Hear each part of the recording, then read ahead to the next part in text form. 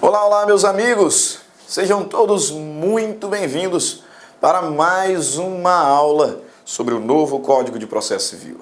Aqui quem fala é o professor Stanley Costa, professor de Direito Civil e Processo Civil da LAC Concursos. E nesse encontro nós vamos dar sequência à nossa jornada, à nossa caminhada de aprendizado acerca do novo Código de Processo Civil. Tenho dito em algumas aulas que o direito processual civil, ele é uma matéria importantíssima por si só. Sempre foi uma disciplina muito importante, especificamente para você concurseiro. Só que, notadamente, nos últimos anos, essa disciplina ganhou ainda mais relevância.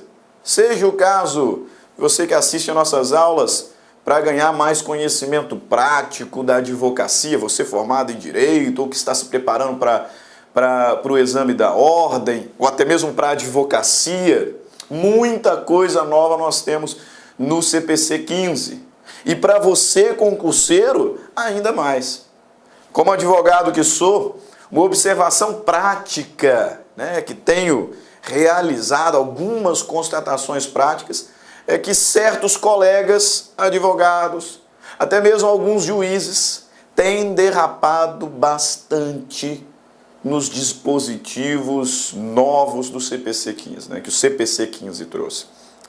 Cometendo alguns equívocos por conta de regras, de costumes adquiridos na vigência do antigo texto, e agora falta um pouquinho de técnica para a realização de determinados procedimentos. Logo, se é o seu caso, advogado, estudante de direito, está preparando para a OAB, é indispensável fazer uma reciclagem, fazer um estudo, um apanhado sobre o que efetivamente nós temos de novo. Porque, vejam, é verdade que o CPC 15 repetiu muita coisa que já estava prevista no CPC 73. Só que existem novidades significativas.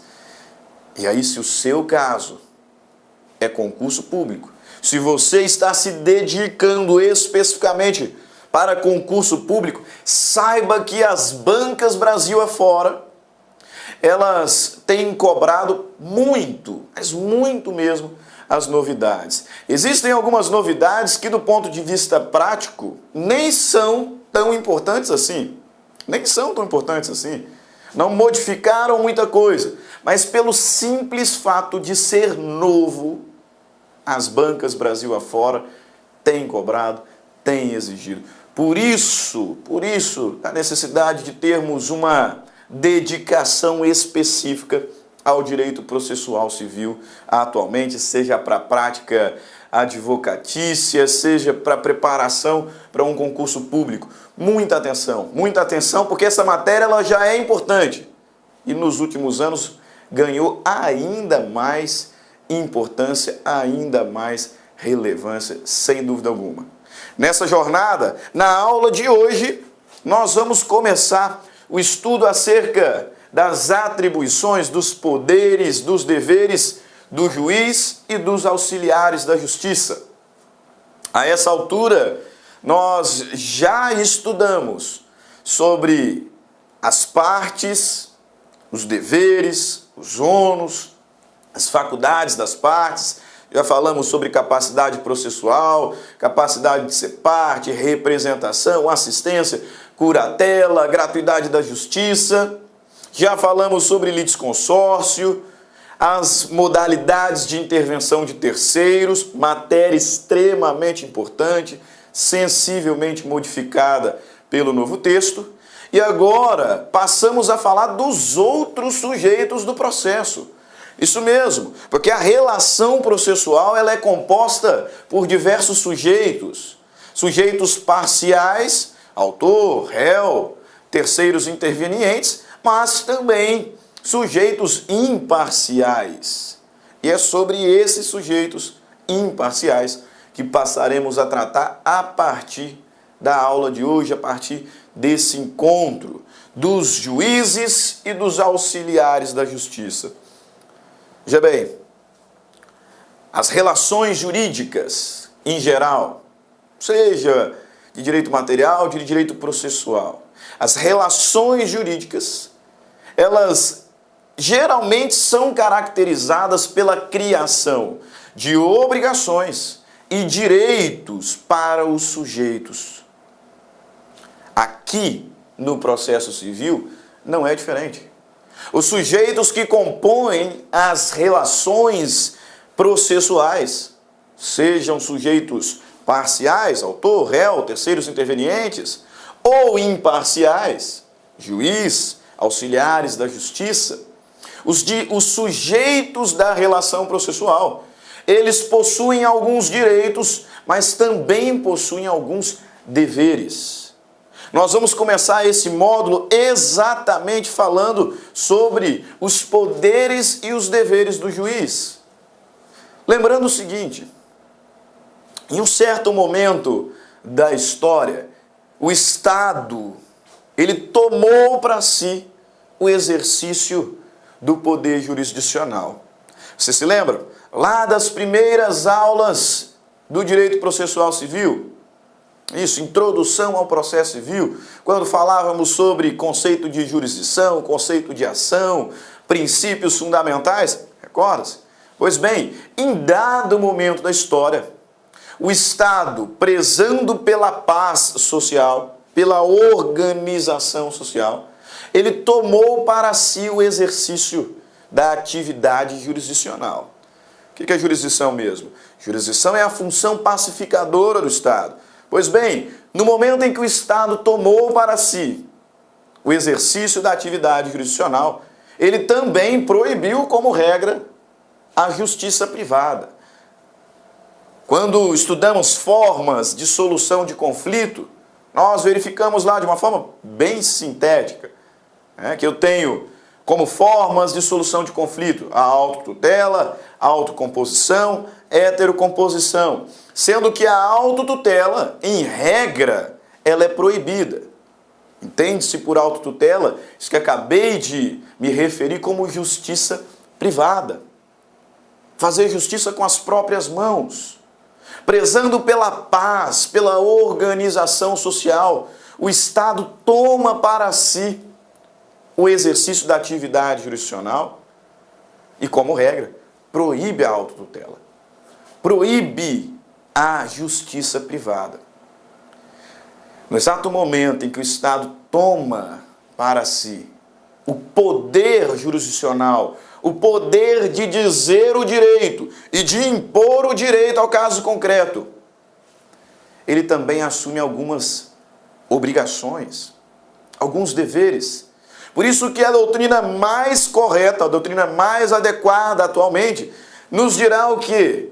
Entende-se por jurisdição o poder, dever do Estado de dizer e impor o direito de modo a solucionar conflitos. Veja, poder, dever do Estado. Prezando pela paz social, mais uma vez, pela organização social, o Estado toma para si o poder jurisdicional e proíbe como regra a justiça privada. Só que nesse ato ele também assume algumas obrigações. Dentre elas, a obrigação de sempre dar uma resposta. Lá nos artigos introdutórios ao novo Código de Processo Civil, quando o legislador fala sobre as normas fundamentais do processo civil, uma dessas normas é exatamente a inafastabilidade da jurisdição. Ou seja, sempre que o Poder Judiciário for provocado, ele precisará dar uma resposta. Ele precisará proferir, prolatar uma decisão. Ele está obrigado a tanto. Estado, já que você tomou para si o poder jurisdicional e proibiu a justiça privada, então é seu dever sempre dar uma resposta. Sempre dar uma resposta. Esse, sem dúvida alguma, é o grande e o maior dos poderes do Estado como detentor do poder jurisdicional.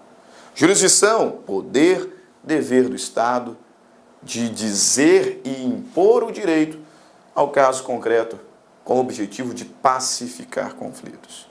Agora, dentro, do contexto de uma relação processual, além desse dever fundamental de proferir uma resposta, o magistrado, o juiz, como representante do Estado nesta relação, ele tem alguns poderes e alguns deveres, previstos a partir do artigo 139 do novo Código de Processo Civil, que lá no antigo Código, encontrava a previsão no artigo 125.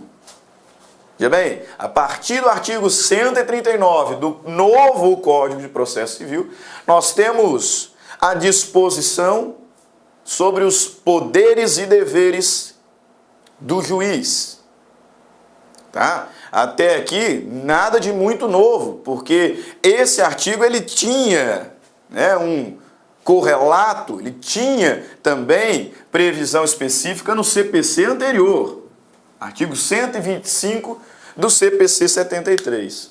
Acontece que ao observarmos o artigo 125 do finado Código, identificávamos ali 4 incisos apenas. Enquanto que, se buscarmos o artigo 139 do novo Código, identificaremos 10 incisos. Então você tem alguma dúvida de que existem novidades importantíssimas nesse contexto? Especialmente para você concurseiro? Alguma dúvida? Nenhuma, né? Nenhuma. Certamente, esse tema, se tem muita relevância prática ou não, para você, concurseiro, muito importante. Muito importante. Porque nós temos novidade. Afinal, passamos de 4 incisos para 10 incisos. Tanto que, quando da conclusão do projeto do novo CPC, muitos doutrinadores que criticavam o texto do artigo 139 e que criticavam o novo CPC de forma geral, alegando que o novo CPC atribui muitos poderes ao juiz. Muitos poderes. Data máxima vênia. Discordo. Penso que não. Apesar dessa diferença significativa numérica, na verdade, aqui o legislador é muito didático. Muito didático. Porque no antigo CPC nós tínhamos poderes espalhados pelo Código inteiro. Prezando pela didática, por ser inteligível, o legislador o que fez aqui foi compilar. Trouxe os poderes que estavam todos lá espalhados e compilou em apenas um artigo. Um artigo e os seus subsequentes, 140, 41, 42. Deixando bastante didático a disciplina acerca dos poderes e deveres do juiz. Na minha opinião, nem teve tanta ampliação de poderes. Penso até que aumentaram mais o número, ou aumentou mais o número de deveres. Creio que agora os deveres do juiz são mais bem dispostos, mais bem elaborados, mais bem identificados. E até alguns novos deveres. Poderes, temos novidade? Temos novidade? Temos, sem dúvida. Mas não mudou tanto assim, Temos alguns pontos ali de bastante destaque e vou chamar a atenção dos senhores com relação a essas questões. Nós não tivemos, na minha visão, e fundamentado em alguns doutrinadores, Eupídio Donizete, Fred Didier, o que o legislador fez aqui é bastante didático. Vamos ver como é que era o texto do CPC 73, revogado, Artigo 125. O legislador dizia o seguinte: o juiz dirigirá o processo conforme as disposições deste Código, competindo-lhe 4 incisos. assegurar às partes igualdade de tratamento. 2, velar pela rápida solução do litígio. 3, prevenir ou reprimir qualquer ato contrário à dignidade da justiça. E 4, tentar a qualquer tempo conciliar as partes. Então, 4 incisos. Como o tema ficou, como a disciplina ficou no novo CPC? Quais as novidades, quais as inovações? Quais as modificações que eu preciso saber, tanto para a prática advocatícia quanto para a minha preparação para aquele concurso específico? O que eu preciso saber, professor? Vamos lá. Vamos para o novo CPC, artigo 139, identificando cada um dos 10 incisos desse novo texto, observando o que o legislador repetiu, o que ele inovou, de que forma ele mudou. Bora lá. Artigo 139 do novo Código de Processo Civil, tratando sobre os poderes e deveres do juiz.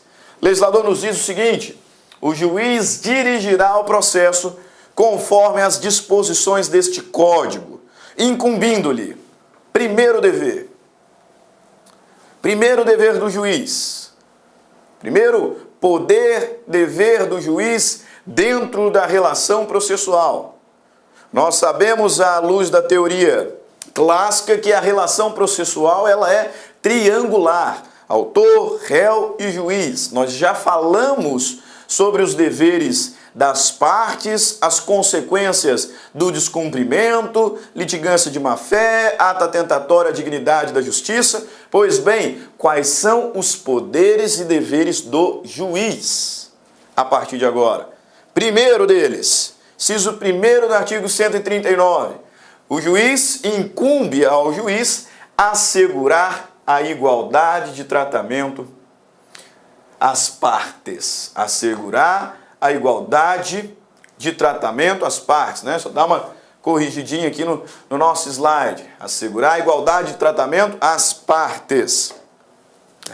Primeiro dever aí do juiz. E aqui, atenção, inciso 1º do artigo 139, incumbe ao juiz assegurar a igualdade às partes, assegurar o tratamento conforme a igualdade às partes. Show de bola. Atenção pelo seguinte: esse inciso, ele reforça o que nós chamamos de princípio da isonomia processual. E eu não posso interpretar a isonomia processual do ponto de vista meramente formal.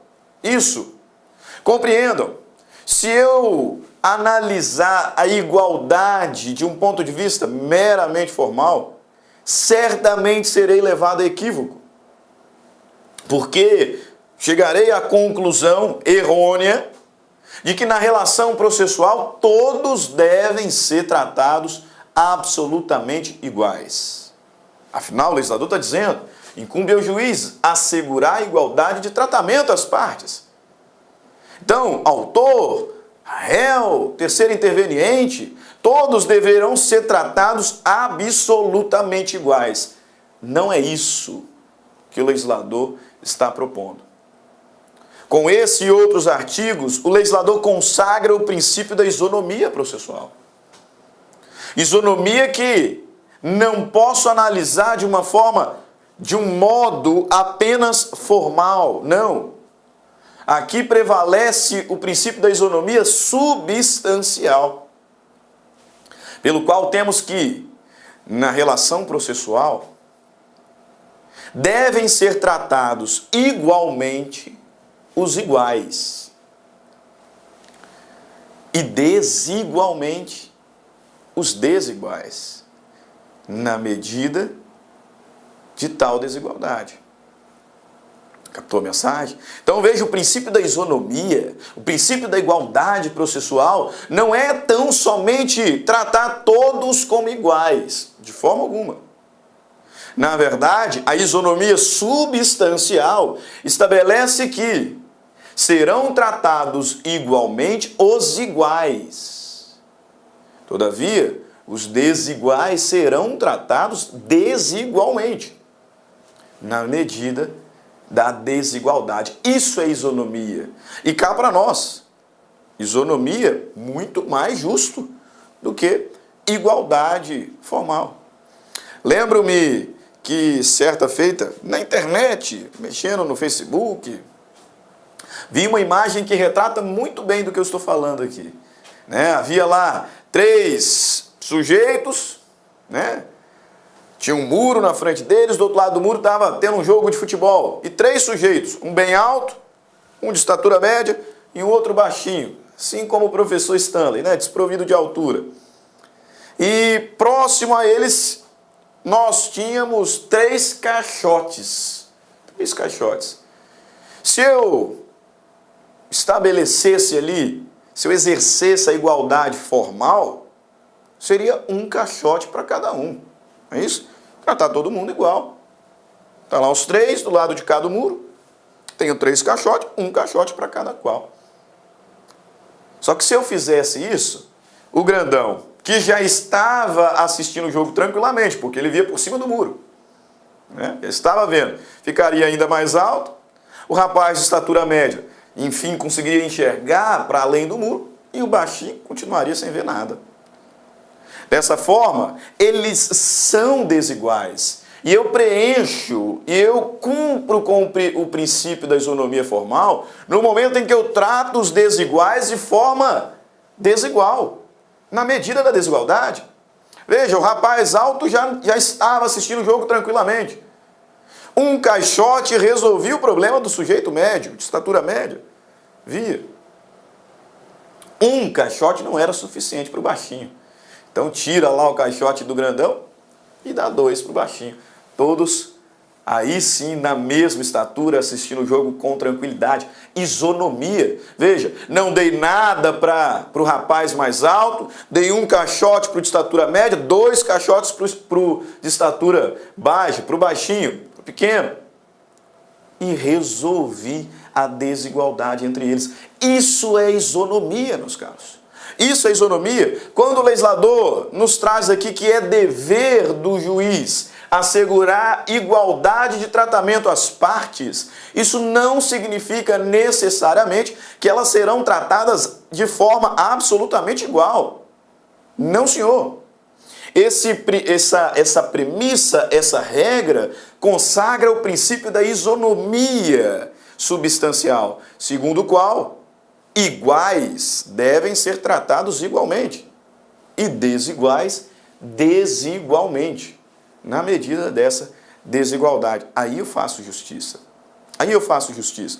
Só que esse texto está apenas reforçando um outro texto já previsto lá nas normas fundamentais do Código de Processo Civil. Artigo 7º do novo CPC. Observe lá o que o legislador nos diz. Artigo 7º. É assegurada às partes paridade de tratamento em relação ao exercício de direitos e faculdades processuais, aos meios de defesa, aos ônus, aos deveres e à aplicação das sanções processuais, competindo ao juiz zelar pelo efetivo contraditório. Então, lá nas normas fundamentais, nós já temos a previsão do princípio da isonomia substancial.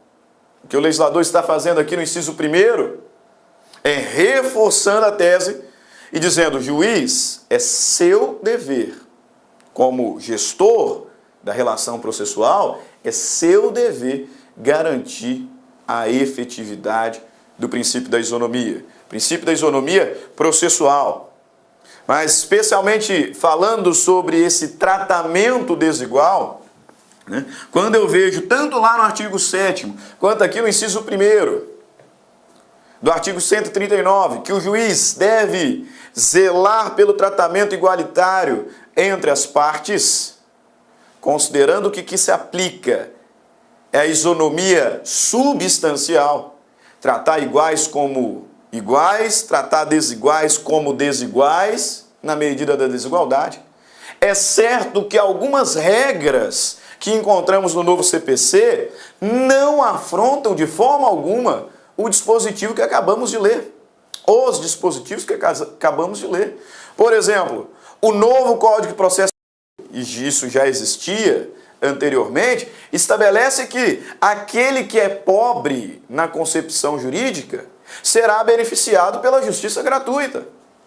Então, se eu tenho ali autor e réu, e o autor é pobre na acepção jurídica, ele terá o benefício da justiça gratuita. O réu não. Nossa, mas que injustiça! Eles têm que ser tratados da mesma forma. De modo alguma. Isonomia substancial.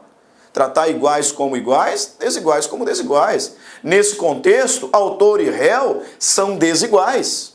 Logo, devem ser tratados desigualmente na medida da sua desigualdade. Se o autor é pobre na acepção jurídica, então ele deverá receber o benefício da justiça gratuita. Dispositivo, instituto que de forma alguma afronta o princípio da igualdade. Outros elementos que a gente encontra, outros institutos que a gente encontra ao longo do CPC que não afronta a igualdade, de forma alguma. Incapaz tem direito à representação. O capaz não tem, poxa. E aí o incapaz está lá, ele como autor, e tem um outro indivíduo que é o representante processual. Duas cabeças contra uma? Não, de forma alguma. O incapaz, por não poder atuar processualmente de forma autônoma, terá o seu representante. É o caso do menor que, ao ajuizar uma ação de alimentos, é representado por sua genitora. Incapaz merece uma proteção especial. Não está em pé de igualdade com o réu da ação de alimentos. Não está? Tratar desiguais na medida da sua desigualdade. Litisconsortes. O legislador nos diz que aos litisconsortes será deferido prazo em dobro quando forem representados por advogados distintos, de escritórios de advocacia distintos e o processo não for eletrônico. Você imagina que o indivíduo ajuiza uma ação contra 6 réus. É justo, considerando um processo físico, ou seja, eu tenho lá autos físicos e 7 réus, cada qual representado por um advogado distinto, de escritório distinto, é justo que o autor tenha prazo de 15 dias para suas manifestações e todos os réus também 15 dias? É justo? É um processo só. É um processo só e auto físico.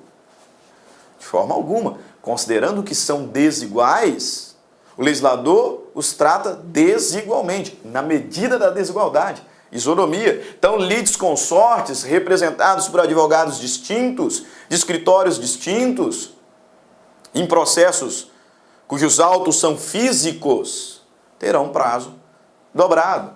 No mesmo sentido, consumidor. Veja, na relação consumerista, o consumidor ele é parte hipossuficiente. Ele não está em pé de igualdade com o fornecedor. Logo, é justo que eles não sejam tratados de forma igualitária. Eles não são iguais. Isonomia formal. E bem, o legislador vai nos dizer o quê? Que o consumidor, por ser parte hipossuficiente na relação de consumo, ele merece uma proteção diferenciada. E uma dessas proteções é exatamente o fato de que ele goza da prerrogativa de litigar no foro do seu domicílio.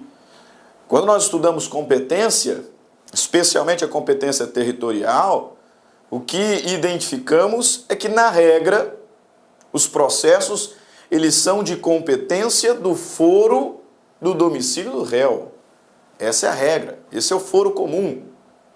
Competência territorial, foro do domicílio do réu. Existem algumas exceções? Sim, e uma delas é de que nas relações de consumo, o consumidor terá o privilégio de litigar no foro do seu domicílio. Ele é o autor da ação e a ação será proposta no domicílio do autor, do consumidor. Por quê? Porque ele não está em pé de igualdade com o fornecedor. E por último, você já imaginou o tanto de demandas propostas em face da fazenda pública? Já pensou no tanto de processo contra a fazenda pública? E, portanto, o trabalho que os defensores, que os representantes processuais da fazenda pública têm? Será que é justo o autor de uma ação contra a fazenda ter o mesmo prazo que a fazenda pública? O autor tem 15 dias para suas manifestações e a fazenda também, com todo o trabalho que ela tem, com toda a demanda processual ajuizada em face da fazenda. Seria justo esse tratamento? Igualitário? Assim, de forma alguma. Por isso que a fazenda pública tem diversas prerrogativas. Tem prazo em dobro, né? Tem reexame necessário. Por quê? Porque a fazenda pública não é igual aos seus adversários. Princípio da isonomia formal. Segundo dever do juiz. O juiz deve velar pela duração razoável do processo, né? Inclusive, esse texto ficou melhor. Vamos voltar aqui, ó. Né? Ficou bem melhor do que dispunha o artigo 125 do antigo CPC, né? Porque o antigo CPC dizia velar pela rápida solução do litígio. Né? Manteve a regra, só que agora com um texto diferente. O juiz deve velar pela duração razoável do processo, porque cada processo é diferente. Nem sempre tem como o litígio se resolver de forma célere, de forma rápida. Por isso, a adequação terminológica é muito boa, né? Não é que o juiz deva velar pela rápida solução do litígio. Não, ele deve velar pela duração razoável do processo. Mais uma vez, o legislador confirmando uma norma fundamental, porque lá no início do... Olá, meus amigos, minhas amigas, tudo bem? E aí, gostou da aula do professor? Quer continuar assistindo essa videoaula? Aliás, você quer fazer um curso completaço, super competitivo para o Tribunal de Justiça do Estado de São Paulo 2017-2018, edital destinado aí para o escrevente judiciário para as comarcas do interior. Convido você a acessar laconcurso.com.br. Lá nós temos esse curso competitivo, atualizado, focado, com personal coach, com esse professor que você acabou de assistir, por apenas 10 parcelas de R$ 25. É isso mesmo, melhor custo-benefício da internet. Este curso nosso tem um grande diferencial, que é a metodologia. Você pode se matricular sem medo de ser feliz, que você vai gostar do curso.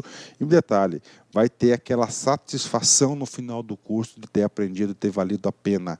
Isso vale a pena. Ok? Já esquecendo. Se você quer aí o material de apoio do professor, o PDF dessa aula, clica aqui embaixo, faz o download do material, basta você fazer aí um pequeno cadastro no site, você vai fazer o download gratuitamente, tá certo? E aproveita, vai lá, dá um likezinho de positivo, deixe seu comentário no nosso canal do YouTube. Espero vocês aqui no Lá Concurso. Forte abraço, fique com Deus, tchau, tchau.